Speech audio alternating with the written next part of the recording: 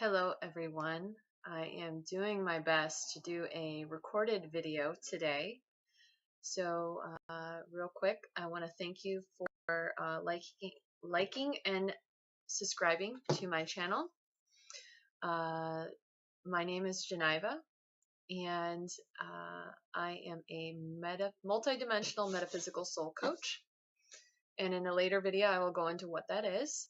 If you're interested in speaking with me, you can send me a message on email or on Facebook Messenger, or you can reach out to me on my webpage if you'd like to book a session. And so I'm hoping that you can hear me. I've been going through some changes, and so I promised I would do a July video. And so today's video is on boundaries, and I'm hoping that my video is recording because I've had a few issues every time I try to record something. It's just awful. And I promised that I would record something and bring it forward. So the month of June for me was an integration of energies. And so as some of the teaching topics I want to bring forward, boundary is a huge one.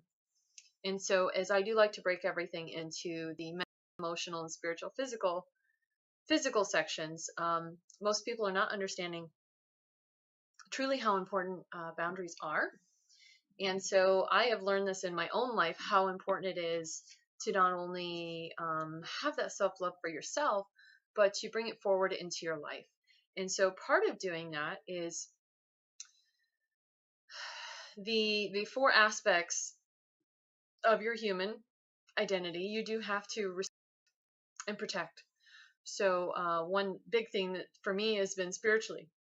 Stay grounded, be very careful who I am welcoming into my spiritual place. In my place of residence, it's very important for me to ground sage weekly, sometimes daily.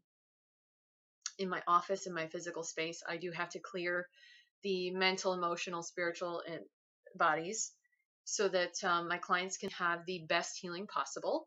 And so it's kind of a way creating that space, the spiritual space, and having good spiritual hygiene is going to be very important for you in no matter what it is that you do, especially if you're on the path to ascension and enlightenment. And so as far as mental boundaries, I just want to explain what that is. So a mental boundary would be the things that you allow to come into your thoughts. So, and that's what it is to me. If anything you feel doesn't resonate for you, just let it go. Take what you want, keep it. It's your gift. Be really careful about the thoughts you have. Part of my mental boundaries is at the point where if I have a friend who is speaking in a manner that they're bringing up something or they're speaking about something that I particularly do not, if I know that it's going to a negative place or they speak in a negative manner, what I consider negative, I prefer not to hear it. And so I will put up my boundary. And the easiest way for me is instead of arguing with them, instead of telling them they're entitled to their opinion, I like to change the subject. And that works really well for me because that's even more positive than saying, hey, you go over here. That's not me kind of putting a hand in their face. That's just me saying,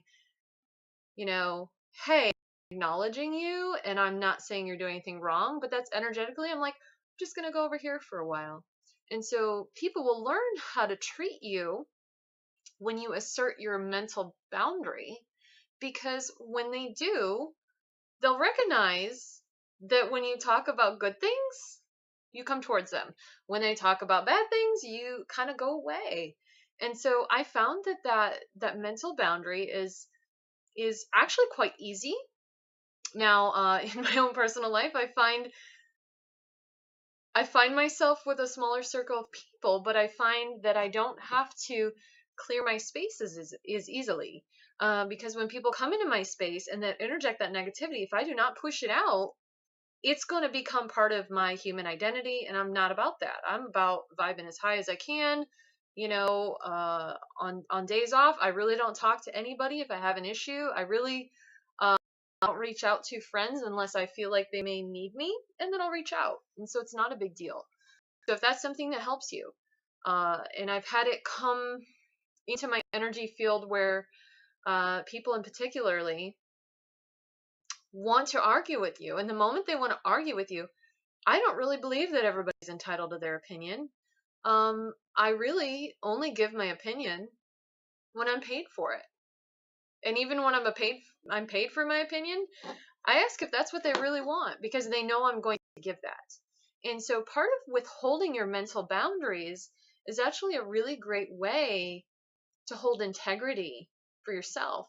And so when you speak in a certain manner, people are going to know who you are because you're going to say it. And I've had people go, "Oh, you're so very honest." I said, I don't know that I'm honest so much as I'm just very clear on what my mental boundaries are. Okay.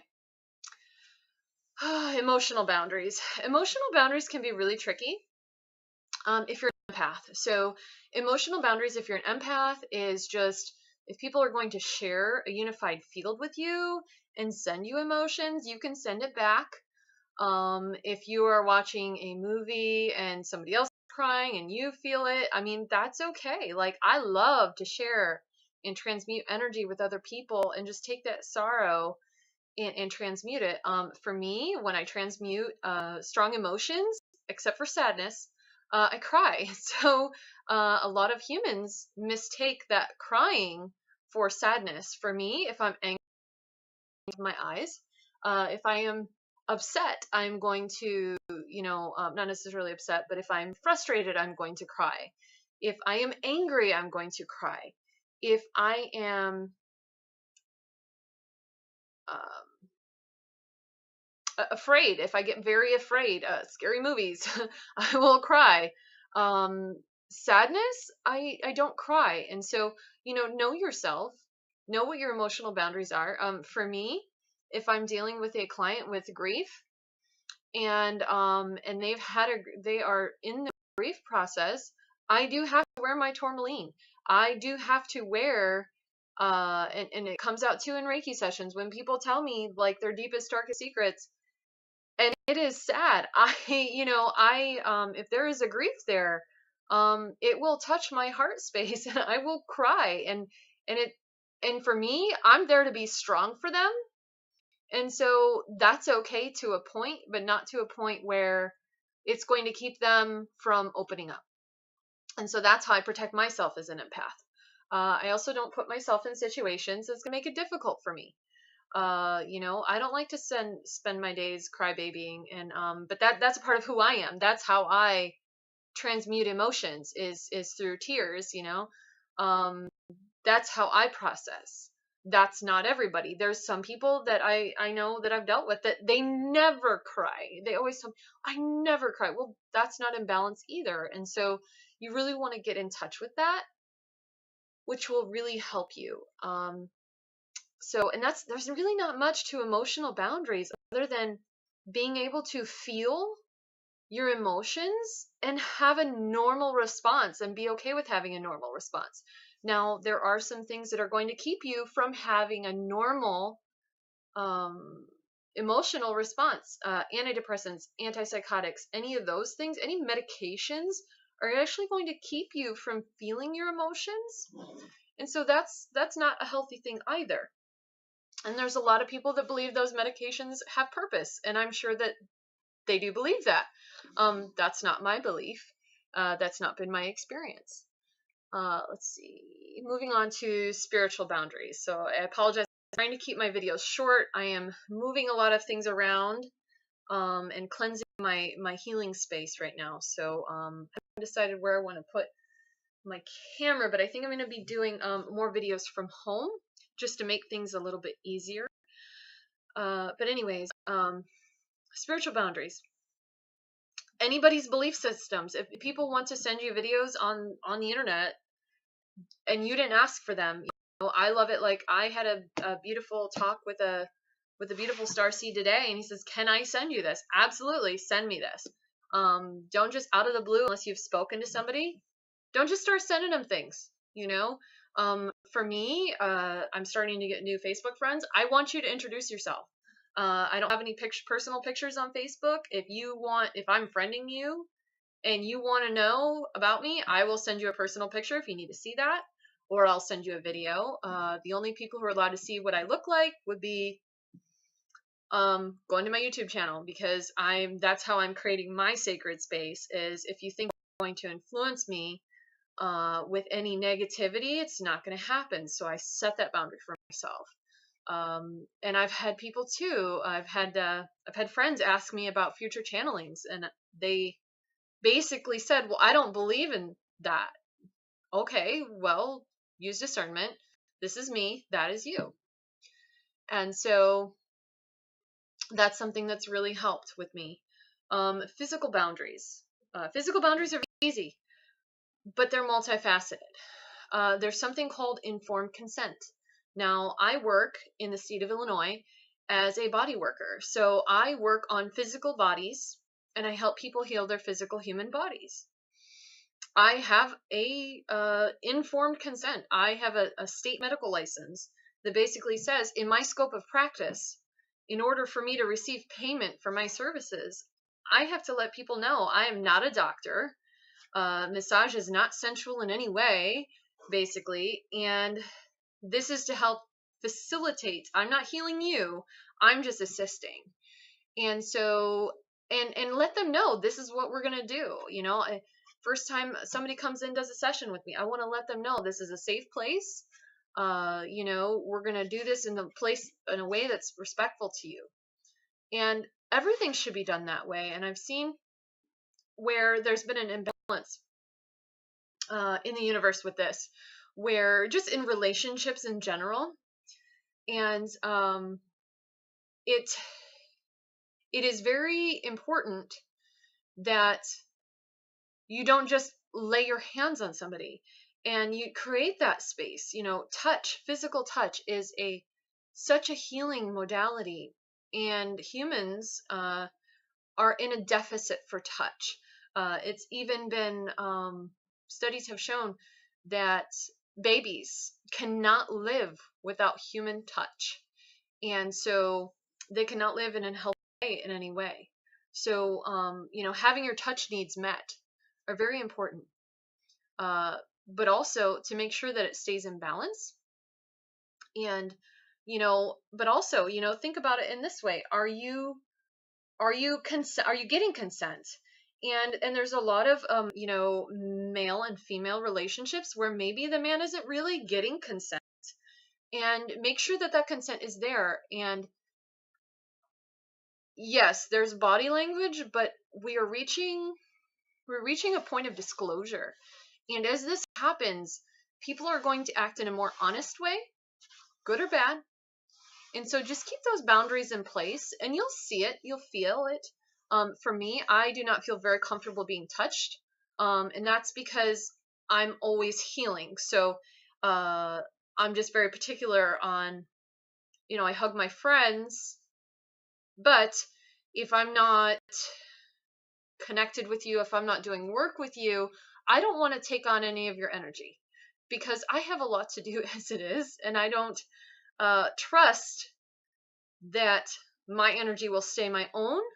And that's only because I am a healer, because that has been something that's been a huge thing for me probably my entire life, is I have to make sure that I'm not transferring energy or absorbing it. And it actually takes a lot of protection for myself to do that. And so I don't go out in big crowds where people are going to be putting their hands all over me.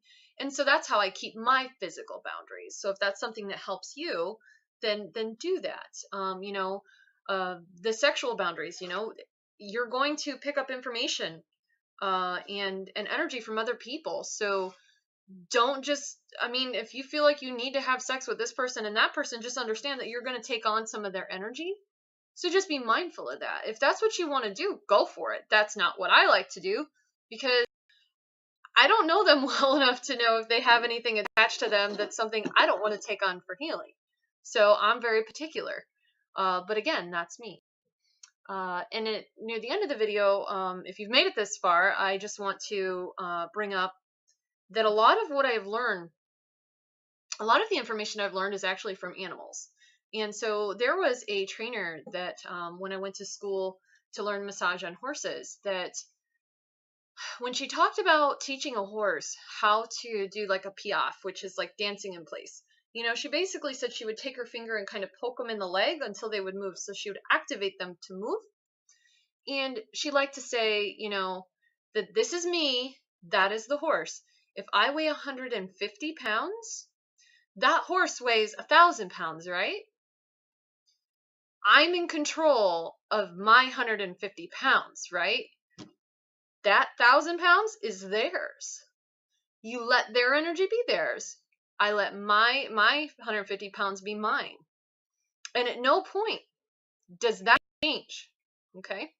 And so all week I've been thinking about that. I was like, what's my next video going to be about? And I was like, you know, I loved what she talked about because it really stuck with me.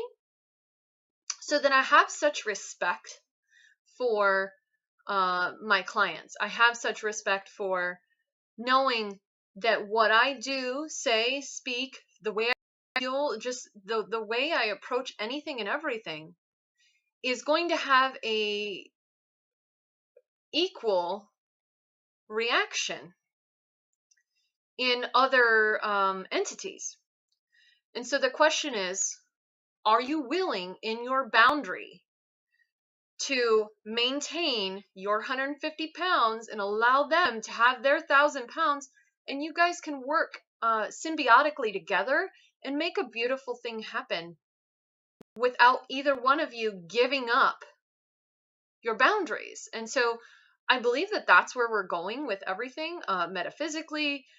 You know, there's a lot of people waking up. There's huge energy surges this week. So that's just something that's so very important. And even for me, you know, I really don't research anything because it just comes to me. And so, but I feel like this is a really important topic.